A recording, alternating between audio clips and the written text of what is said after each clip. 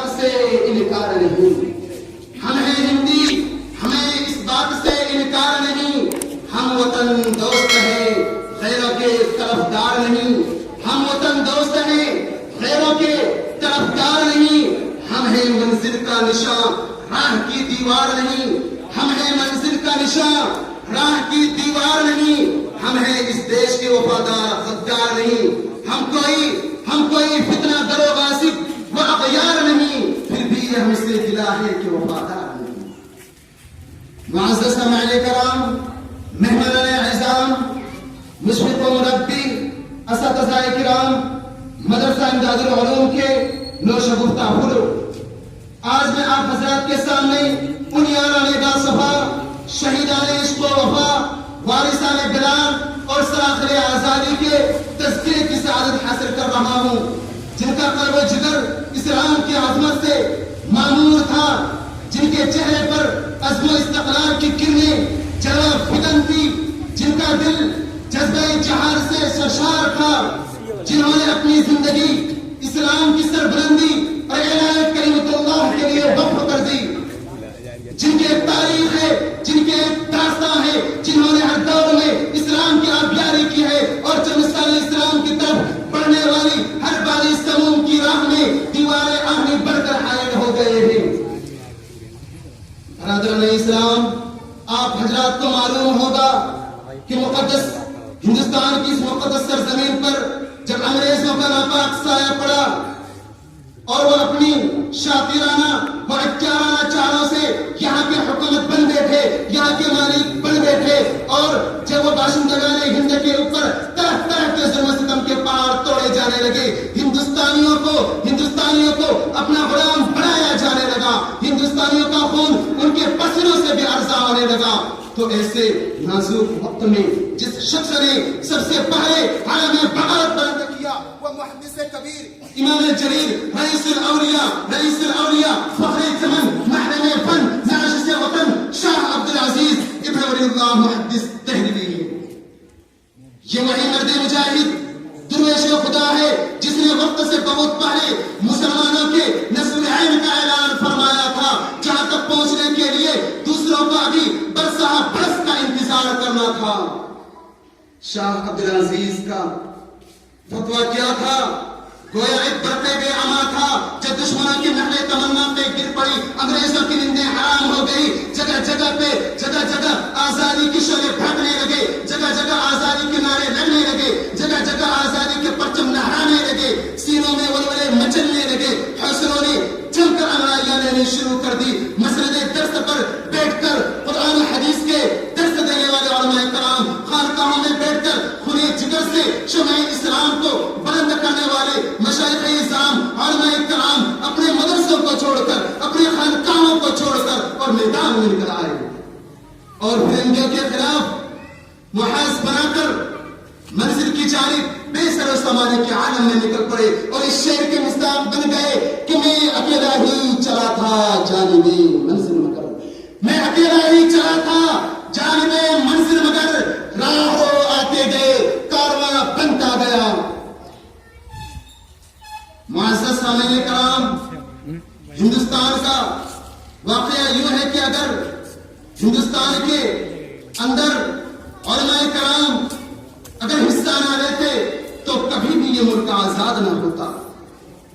اگر یہ سلسلے آزادی نہ ہوتے تو تحریک آزادی نہ چلتی، تحریک بالاکوٹ نہ چلتی، تحریک خلافت نہ چلتی، تحریک ریشمی رومال نہ چلتی، مقدمہ وہاں بیان نہ چلتا، مقدمہ وہاں بیان نہ چلتا۔ الغرض کے علماء کرام ہی نے اپنے خون جگر سے روز آزادی کی حیا بندی کی اور اپنے مقدس لہو سے شجر آزادی کو سینچا اور پروان چڑھایا۔ چنانچہ سن 1857 عیسوی کے جنگ آزادی میں دو محاذ بنائے گئے، ایک محاذ امبلا پر جس کی قیادت حضرت مولانا جعفر تھانسری کے پاس تھے، حضرت مولانا جعفر تھانسری کے پاس تھے، اور دوسرا محاذ شاملی پر جس کی قیادت حضرت حاجی امداد اللہ مہاجر مکی کے پاس تھی۔ گویا اس جنگ آزادی میں بڑے بڑے علماء کرام شہید ہوئے، بڑے بڑے صلحاء شہید ہوئے، زخمی ہوئے۔ اسی جنگ میں حضرت مولانا نانوی زخمی ہوئے، اپنی سامنے شہید ہوئے. چنانچہ سن 1857 کی جنگ آزادی میں 2 لاکھ مسلمان شہید ہوئے, جس میں 51,500 مسلمان تھے, اور دہلی میں صرف 500 علماء کرام کو پھانسی کے پھندوں پر لٹکا دیا گیا. بہرحال اس جنگ آزادی میں جب وسائل کی قلت اور اپنوں کی غداری کی وجہ سے فرنگیوں کا غلبہ ہوا, تو وائسرائے برطانیہ نے اپنے ہندوستانی مشیروں سے رائے طلب کی. کہنے لگا کہ بتاؤ تمہاری حکومت یہاں کیسے قائم رہ سکتی ہے, تمہاری حکومت یہاں کیسے قائم رہ سکتی ہے. تو ہندوستان میں رہنے والے سب سے بڑے سیاستدان ڈاکٹر ولیم یوور نے ایک رپورٹ پیش کیا, ایک رپورٹ جاری کی, جس رپورٹ میں یہ لکھتا ہے کہ ہندوستان کے اندر سب سے زیادہ بیدار مسلمان ہے. ہندوستان کے اندر سب سے زیادہ بیدار مسلمان ہے, اور جنگ آزادی صرف مسلمانوں نے لڑی ہے. اور جب تک مسلمانوں کے اندر جذبہ جہاد ہے, اس وقت تک ہم لوگ ان کے اوپر حکومت نہیں کر سکتے ہیں. اس لیے جذبہ جہاد کو ختم کرنا ہوگا, اور جذبہ جہاد کو ختم کرنے سے پہلے ایک اور چیز کا ختم کرنا ہوگا. اور وہ چیز کیا ہے؟ وہ چیز یہ ہے کہ ہندوستان سے مسلمان اور علماء کرام اور قرآن کریم کو ختم کر دیا جائے. چنانچہ سن 1861 عیسوی کے اندر 2 لاکھ قرآن کریم کے اوراق, 2 لاکھ قرآن کریم کے نسخے کم بخت انگریزوں نے آپ کے حوالے کر دیے, جلا دیے. اس کے بعد علماء کرام کو ختم کرنے کا فیصلہ لے لیا. انگریز مورخ مسٹر ایڈورڈ ٹامسن اپنی یادداشت میں لکھتے ہیں کہ سن 1864 سے لے کر سن 1867 تک علماء کرام کو ختم کرنے کا فیصلہ لیا گیا. یہ 3 سال ہندوستان کی تاریخ کے بڑے المسناک سال ہیں. ان 3 سالوں میں انگریزوں نے علماء کرام کو 14,000 علماء کرام کو تخت دار پر لٹکا دیا. ٹامسن کہتا ہے کہ دلی کی چاندنی چوک سے لے کر خیبر تک کوئی ایسا دفتر نہیں تھا جس میں علماء کرام کی گردنیں لٹکی ہوئی ہو. ٹامسن کہتا ہے کہ علماء کرام کے جسموں کو تانبے سے داغا گیا. ٹامسن کہتا ہے کہ علماء کرام کو سبروں کی خان میں بند کر کے اور چلتے ہوئے تنوروں میں ڈالا گیا. ٹامسن کہتا ہے کہ علماء کرام کو ہاتھی پر چڑھا کر درختوں سے باندھ کر اور نیچے سے ہاتھی چلا دیا گیا. ٹامسن کہتا ہے لاہور کے شاہی مسجد میں پھانسی کا پھندا بنایا تھا, جس میں ایک دن میں 80 علماء کو پھانسی دی جاتی تھی. ٹامسن کہتا ہے کہ لاہور کے شاہی مسجد میں پھانسی کا پھندا بنایا تھا, جس میں ایک دن میں 80 علماء کو پھانسی دی جاتی تھی. ٹامسن کہتا ہے کہ لاہور کے دریا راوی میں علماء کرام کو گولیوں میں بند کر کے گولیوں کا نشانہ بنا دیا جاتا تھا. ٹامسن کہتا ہے کہ جب میں دلی میں اپنے خیمہ میں آیا تو میں کیا دیکھتا ہوں, مجھے پہاڑ سے مردار کی بدبو محسوس ہوئی. میں خیمہ کے پیچھے چلا گیا. جب میں پیچھے گیا تو کیا دیکھتا ہوں کہ آپ کے انگارے داغ رہے ہیں, اور 40 علماء کرام کو کپڑے اتار دیے ہیں اور اس داغتے ہوئے انگاروں میں ڈال دیا.